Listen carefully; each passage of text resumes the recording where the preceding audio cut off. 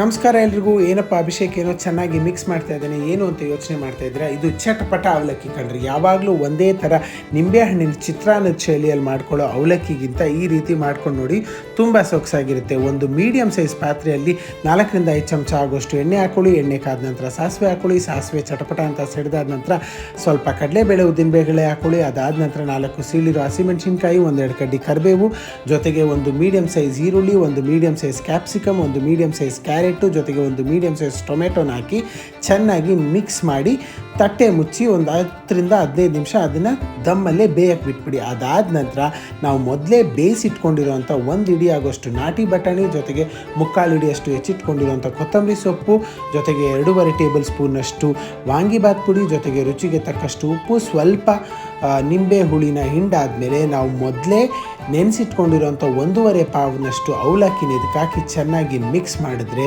ಬಿಸಿ ಬಿಸಿಯಾದ ರುಚಿಯಾದ ಚಟ್ಪಟ ಅವಲಕ್ಕಿ ಸವಿಯಲು ಸಿದ್ಧ. ಧನ್ಯವಾದಗಳು. ನಾನು ನಿಮ್ಮ ಅಭಿಷೇಕ್ ಅಶೋಕ್ ರಾಜು.